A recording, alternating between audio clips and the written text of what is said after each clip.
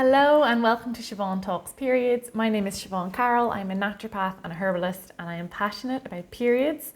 Today we're going to be looking at the topic, how much period pain is normal? I mean, I'd also like to ask, is period pain normal? And I would say the answer is no. However, 45 to 95% of women do experience period pain, or what we medically call dysmenorrhea.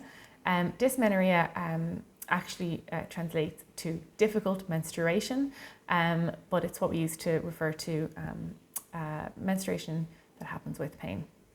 So if up to 95% of women experience this at some point in their lives, how could I say it's not normal? Well, it is common, but it's not what I would consider something that our bodies were designed to naturally do. We are not designed to suffer on a cyclical basis. We're not designed to suffer once a month.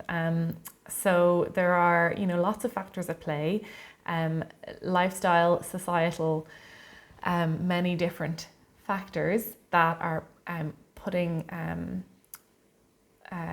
making it more likely that we suffer from this monthly affliction, but I don't think it is normal. So what is normal? How much period pain is normal?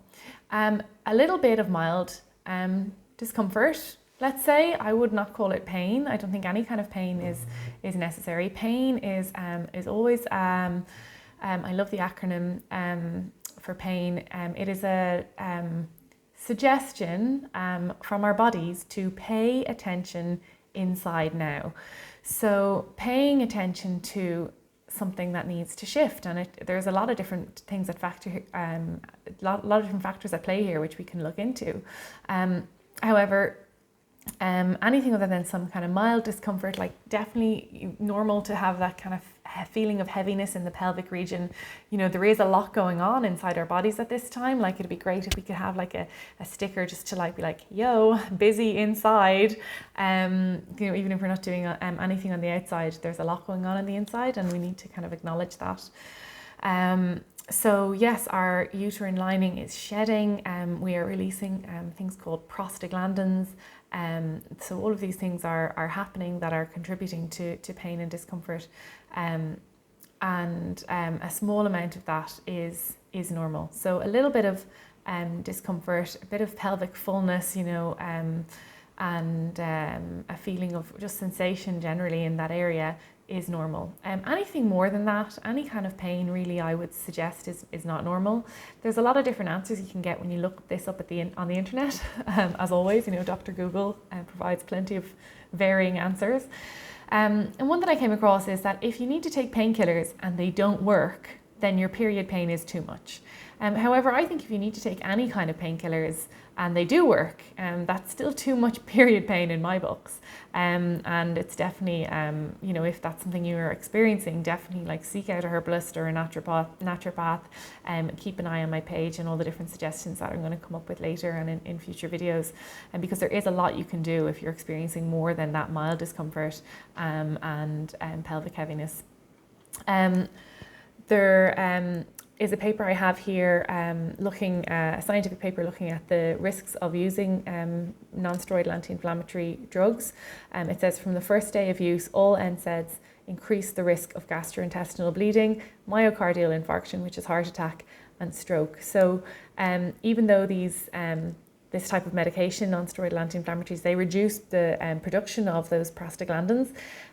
They are not without side effects. So I think if you are kind of being forced by your body to take these kind of medications 1 or 2 days every month, then that's definitely a sign to pay attention inside now. So that's how much period pain is normal. Why is my period so painful? So as I mentioned, we have these kind of hormone-like compounds in our body called prostaglandins, and they are produced in the generally kind of first 48 hours of our menstrual bleed, and they cause a lot of the pain associated with period pain. That would be, you know, associated with what we call primary dysmenorrhea. That's like the when, you know, you're just getting period pain because you have a period. There's also secondary dysmenorrhea, and that's pain that's associated with another illness, say something like endometriosis, adenomyosis, pelvic inflammatory disease, fibroids maybe. That's not to say that there's nothing you can do about those either. There definitely is, and herbal medicine can be really great support for those things. They're all issues that are often associated with higher levels of estrogen dominance or estrogen excess, depending on what you want to call it. And herbs like Agnus castus can be really, really helpful at rebalancing that hormone imbalance that's contributing to a lot of these conditions. But painful periods as well can be associated with higher levels of estrogen, especially if your period is also very heavy, or if your periods are close together. If you've got a kind of a short cycle, less than 28 days, you know, 21, 23, whatever it might be, there's more estrogen in your body, and Agnus castus or Vitex can help to rebalance that. Why is my period so painful? So yes, if it's primary dysmenorrhea, that's some of the prostaglandins. There's the shedding is happening, so that's where you have that sensation down there, because there is something going on, and it can also be a secondary issue to some of these illnesses. There are a lot of other things at play as well. You could be dehydrated. Hydration is a really, really important factor for reducing pain in our bodies in general. You could be not sleeping enough. Higher levels of sleep, more hours of sleep, sufficient sleep is the term I'm looking for, is associated with less period pain. In Chinese medicine, they would often associate period pain with something called stagnation. So there's just not enough blood flow and movement happening, and that stagnation is what can lead to pain. Smoking is also another risk factor. So if you smoke, it's more likely that you will have painful periods. So there's a lot of different things that can be contributing to painful periods, and a lot of them are lifestyle, dietary factors that can be changed. The last thing that I'll say on this question is the menstrual cycle in general is now considered a vital sign. So things like our blood pressure and our temperature, it's a sign for us to look at our bodies and see what's going on. So if we're experiencing a huge amount of pain in our period, it is a sign for us to, as I said, pay attention and see what's going on. A lot of the time in the society that we live in nowadays, we are expected to act on it's a man's world. We're expected to act on this, daily, all day, every day sort of schedule, which fits in very well with a male body.